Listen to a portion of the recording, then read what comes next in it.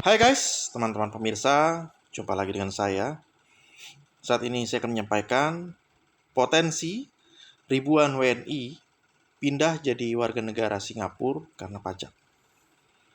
Sebelumnya saya mengajak teman-teman pemirsa untuk klik subscribe. Ya, jadi kalau kita bisa melihat data, saat ini sudah lebih dari 1.000-an orang WNI pindah jadi warga negara Singapura. Salah satunya adalah karena pajak. Kenapa? Pajak perorangan untuk golongan penghasilan besar orang kaya itu sekitar 35% di Indonesia. Sementara pajak di Singapura hanya 17%. Dikarenakan besaran pajak Singapura yang hanya setengahnya Indonesia, Singapura hanya 17%, Indonesia 35%. Maka orang-orang Indonesia yang tinggal di Singapura jadi permanen residen, tinggal bertahun-tahun di Singapura itu berpotensi untuk pindah warga negara. Karena mereka lebih diuntungkan untuk menjadi warga negara Singapura. Ya. Dibandingkan jadi warga negara Indonesia.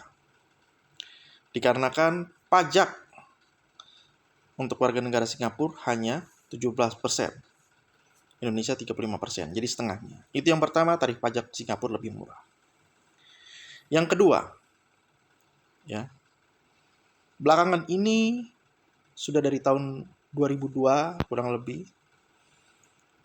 banyak terjadi kantor pajak Indonesia mengirimkan SP2DK, permintaan klarifikasi dan keterangan data kepada para wajib pajak.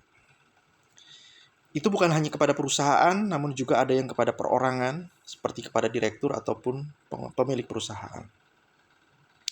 Jujur saja, banyak yang merasa terganggu dengan adanya SP2DK, SP2DK.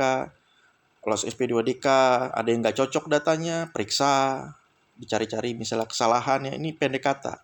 Cari kesalahan lalu dikena denda. Kadang besaran denda nggak kira-kira. Ini mungkin untuk 5, 6, 7 tahun ke depan masih bisa. Tapi kalau terjadi terus-menerus dalam waktu 10, 11, sampai 15 tahun yang akan datang, generasi anaknya pemilik perusahaan yang sekarang ini akan lebih memilih jadi warga negara Singapura. Kenapa? Udah pajaknya lebih mahal, sering diperiksa, dicari-cari kesalahan, kena denda. Sementara di Singapura hampir tidak ada diperiksa. Karena mereka pegang komitmen. Di sini aturan segini, bayar pajak segini, dan mereka menurutinya. Jadi di Singapura itu ya tidak diperiksa-periksa seperti Indonesia. Ya. Jadi atas dua dasar itu, maka dalam 10, 15, 20 tahun yang akan datang, potensinya ada ribuan warga negara Indonesia pindah jadi warga negara Singapura karena pajak. Pertama, karena tarif pajak Singapura lebih rendah. Kedua, karena di Indonesia sering banget diperiksa.